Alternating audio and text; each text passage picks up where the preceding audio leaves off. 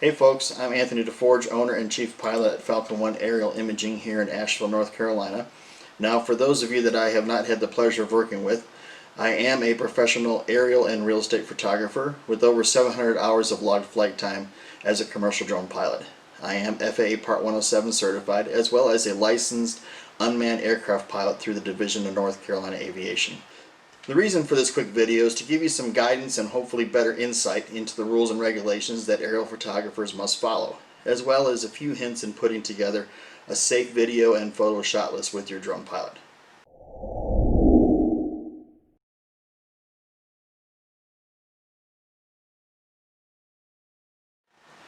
First of all, why do you need to have aerial imaging and video in your marketing in the first place? Well, statistics show that aerial imaging will in fact help you sell your clients' properties 20 to 30% faster than just solely using ground or interior photography. Also, 83% of sellers prefer to use a broker that uses aerial photography. Additionally, high volume agents use aerial photography about 3.5 times more often than lower volume agents. And agents of large properties and high-end homes use aerial imaging more often in their marketing videos and photos. Showing a prospective client aerials of the home you are marketing or vacant buildable acreage and or the surrounding neighborhood will give them the bird's eye view of what they're looking to purchase. And honestly, if you're not requesting aerial imaging from your current or future photographer on almost every property that you're trying to market, you're definitely missing out.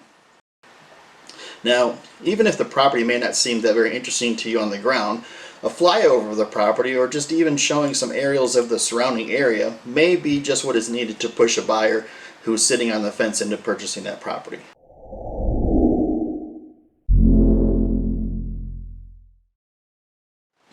By federal law and according to the FAA, any use of a drone in which the images taken by that drone may or will result in any form of profit, the pilot of that drone must have a Part 107 Airman Certificate, also known as a Commercial Drone Pilot's License, in order to legally fly for commercial reasons, in this case marketing your real estate. Additionally, the state of North Carolina requires a drone pilot to test with the North Carolina Division of Aviation and maintain a North Carolina commercial drone permit to operate within the state legally. One of the regulations a drone pilot must adhere to is they are limited to 400 feet above ground in altitude. If the pilot is filming or taking images of a building or structure for you that is taller than 400 feet, the pilot can fly 400 feet above that tall structure or building, but must maintain the 400-foot radius around that structure. Now, having said that, if for example a property you require imaging of is on a mountainside 1,000 feet from normal ground level, your pilot may either launch close to the property or on the property to get the images that you're requiring. Now, if for some reason they're unable to launch on the property or close to the property due to power lines or tree overgrowth, they can fly from a road down below and fly up to the property. But they still have to maintain that 400 foot above ground rule. So as they're flying up, they can't go up to 1,000 feet and then across. They have to fly up over the tree canopy, trying to maintain as best as possible the 400 foot above ground rule as they get up towards the property. The pilot must also maintain visual sight of the drone at all times. A pilot cannot fly beyond visual sight without a special waiver from the FAA, and additional safety features must be in place, such as radio communications with visual observers on the ground in the flight path of the drone. Now, according to the FAA and the North Carolina Division of Aviation, a pilot may fly over any private property that is next to the subject property in order to put the drone in the appropriate position to complete an imaging job. And yes, this can be done without the permission of the adjoining property owners. But as a rule, I try to have either the broker or current property owner have a conversation with the neighbors and advise them that there will be a drone flying around taking pictures for their property for real estate reasons. Now, on this subject, despite popular beliefs and many unhinged rants on the internet, property owners do not own or control the airspace above their property. Flying a drone over someone's property to reach a property being filmed is not an invasion of privacy. The FAA and the North Carolina Division of Aviation have the only authority to restrict a pilot from a particular property. They do this by what is called electronic geofencing. This is done through the same GPS satellites drones use to navigate. Examples of such areas would be national and state parks, protected historic sites, airports of course, as well as military and prison facilities.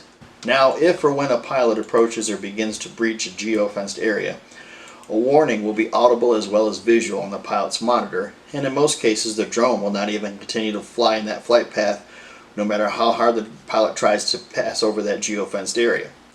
Now, it is illegal for anyone, no matter the reason, to shoot down a commercially operated drone aircraft or even a hobbyist drone for that matter. It is a felony. These are registered aircraft that are treated just like manned aircraft and is punishable by up to $25,000 fine from the FAA. The LiPo batteries on these aircraft are very flammable and explosive if punctured by a projectile. The resulting fire could easily start a house fire or a brush fire. The shooter could also be responsible for any damage to persons or property on the ground as well, not to mention being sued by the drone operator. Again, very illegal. Please just tell your friends and family, don't do it. If a drone is hovering outside your bedroom window or you think a drone is doing something nefarious in the area, simply call law enforcement and let them investigate and let them handle it. True professional drone pilots have worked way too hard to get their pilot's license and value the ability to do the job they love way too much to pull stupid stunts like this. Okay, that should cover a few of the most important legal rules and regulations regarding drones. There are a lot more, but they really only concern the pilot themselves, and we don't need to go into that for your purposes here. Now, despite looking like a toy, today's commercial drones, no matter the size, are actually a sophisticated aircraft with an equally sophisticated camera system. They are packed with impressive avionics, software, and electronics that keep the drone flying and allow them to take some unique imaging pre-programmed autonomous flight paths such as orbiting. However, despite their internal complexities, they are still bound by the same laws of any manned fixed wing or rotary aircraft: lift, drag, center of gravity, weight distribution of the camera and sensors, and even the rotor wash created by the aircraft itself. Now, here in the mountains especially, the pilots also have to deal with ever-changing wind directions, updrafts, and even a sudden microburst. While standing on the ground, you and I may not notice it much. It may seem like a calm day. But once you get above the tree canopy or a building blocking the wind, it can be a whole other ballgame. In most, if not all cases, your drone pilot is multitasking to the 10th degree in some form or another. Not only are they flying the aircraft, but they are maneuvering the camera and adjusting its angle, making the necessary camera tweaks such as shutter speed, etc., and then taking the image or video just at the right moment for that perfect shot. Some challenges here in western North Carolina you may not even think of, such as birds of prey. The red-tailed hawk in particular here in the mountains has a strong dislike for drones. They see it as a competing bird of prey and will attack a drone and try to knock it out of the sky or chase it away from where they may be nesting. I know from experience myself on 5 occasions having my aircraft knocked out of the sky by a red-tailed hawk. Unfortunately, I was not filming at the time to catch it on camera, more worried about getting away and saving the drone than any YouTube fame. But here's a video clip of another drone pilot's encounter with a hawk so you can see what I mean.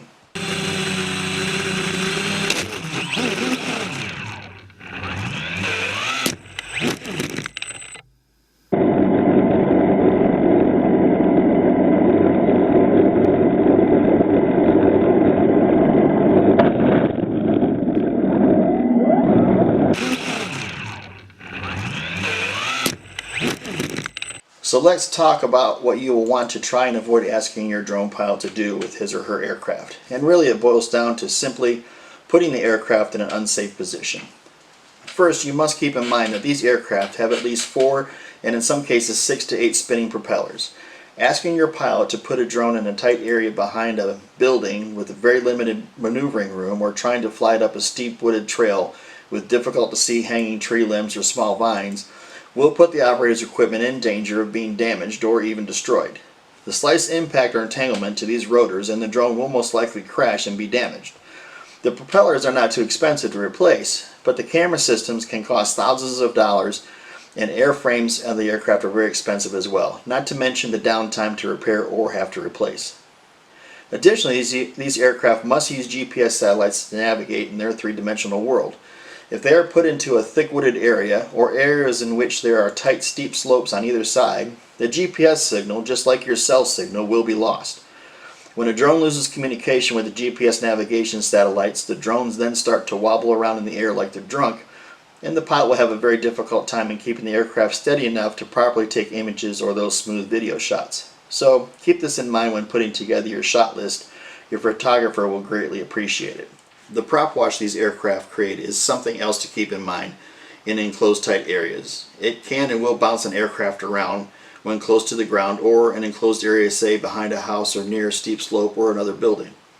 Additionally, if a drone does not have more than 70 or 80 feet in which to maneuver back from the subject matter, you may not even be able to get the entire building or house in the frame.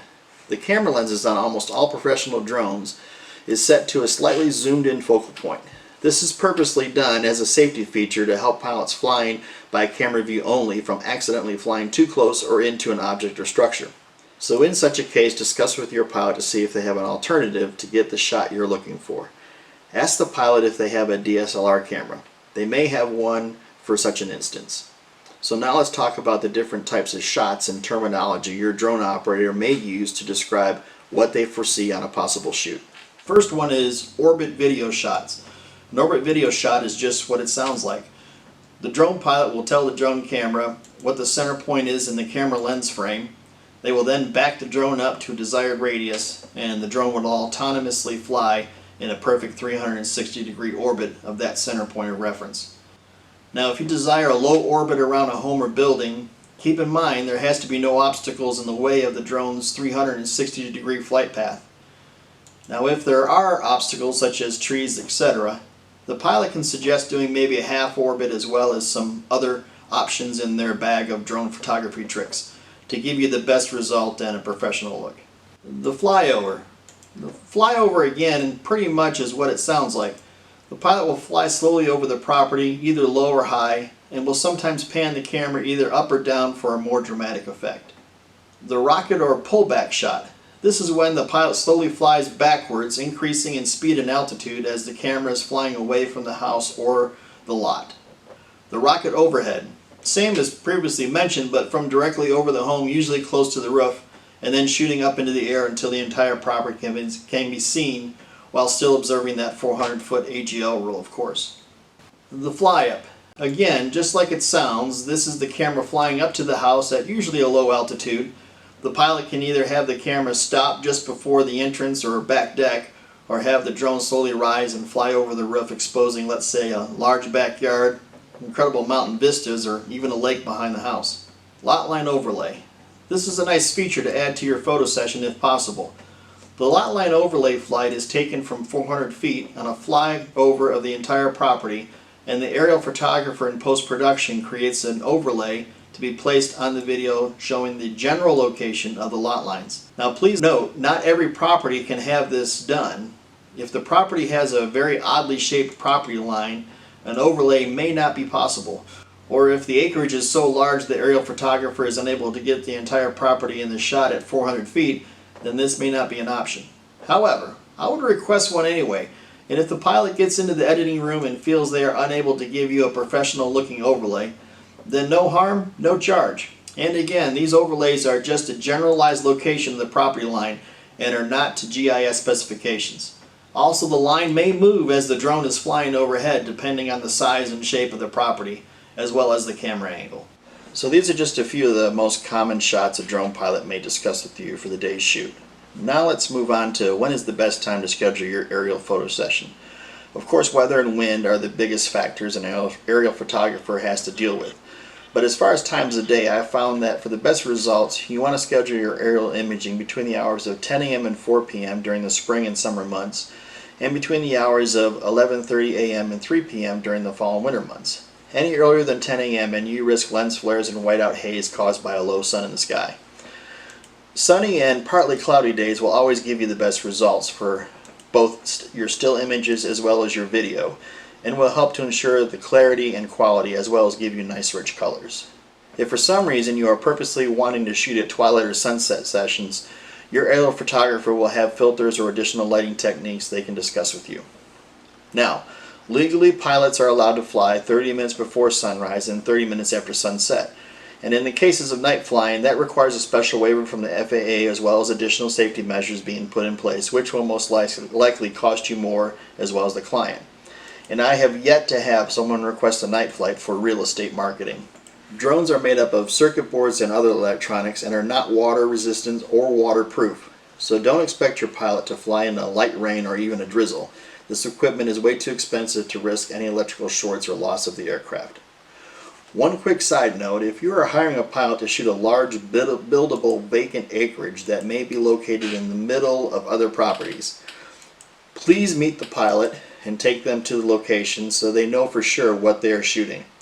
Over the years, I've become adept at finding locations through GPS longitude and latitude, but it can be challenging at times and would save your pilot having to reshoot the location and end up costing you more.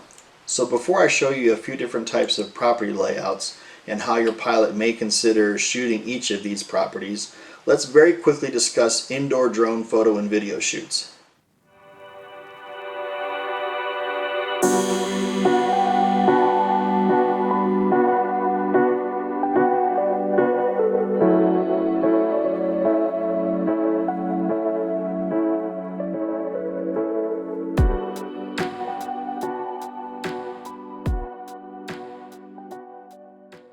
The drone used for indoor drone photo and video shoots, with the exception of large empty warehouses or other large commercial buildings, should be a small drone such as this. Now, it should have obstacle avoidance sensors in the front, in the back, as well as on the bottom. And it should be equipped with prop guards. These are removable. But you want to have these on the drone to help prevent the propellers from damaging the walls inside the building or home. You want to reserve indoor shoots for those homes with high ceilings, in particular, vaulted or cathedral style, to really truly get the dramatic shots that you want to add that wow factor to your marketing. When planning an indoor drone shoot, you obviously do not want the drone flying over anything that may either blow off or be knocked over by the prop wash that the drone will create.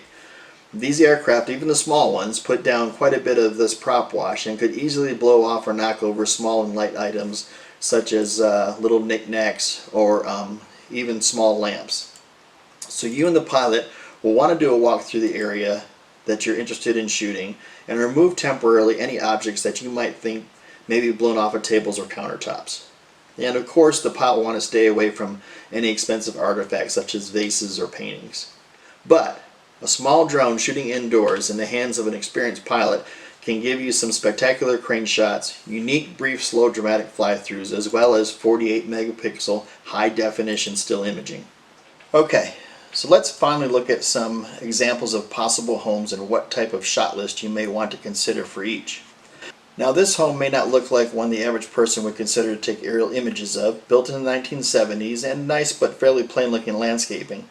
But as an aerial photographer, I see the use of a nice slow orbit around the property at about 100-150 feet, maybe a flyover of a portion of the neighborhood close to the home, a lot line overlay of the property, and a low altitude slow fly up to the front of the house. Add in some images near the end of the video showcasing some of the local attractions, and when you combine this with some nice interior shots, you have a great inexpensive marketing package and a happy client. This property already has serious curb appeal. I would suggest a half orbit around the front of the house with the entire house in frame. I would then suggest maybe a higher full orbit at 150 feet or so above the tree line, showcasing the entire property. Now, due to the closeness of the trees in the back section of the home, a full low orbit will most likely not be possible. But you can still get some nice low altitude shots of the backyard, or maybe even a slow, low fly through the backyard showcasing a deck, pool, or maybe anything else that may be in the backyard that you might want to bring to the marketing video. I would also suggest a few slow fly-ups from varying angles of the front and sides of the home. And again, maybe a flyover of the neighborhood close to the home. Add in a lot line overlay and finish off with some possible local attractions at the end. Now here again we have a beautiful home, but wow, a lot of trees close to the home. Still, there is some great potential here to add to your interior photo package. A slow fly up and rise over the exposed portions of the home, as well as a flyover at higher altitude to put the lot line overlay on. Add in a slow pan above the tree line and some selective still shots showing the neighborhood close to the property. With a small drone, you may be able to do a fly around some of the wraparound porch, but that would be up to the pilot and how comfortable they felt with that. Sunset and dusk shots can be a nice dramatic addition to your marketing package. If you opt to add such shots, be sure to turn on as many lights as possible in the house as well as outside, and the blinds are pulled so you can see the light coming from inside the home. Adding shots like this into the package can yield very positive results, and most aerial photographers are willing to make another trip out as long as you're willing to cover their mileage. So I want to make sure that I impress on you wonderful brokers a few closing thoughts. One, of course, is that aerial imaging is without a doubt a necessary package of any real estate marketing video. Whether you're looking to take close-up aerials of the property or maybe even just to fly over the property and the surrounding area, you will honestly find that aerial imaging is a necessary and effective marketing tool.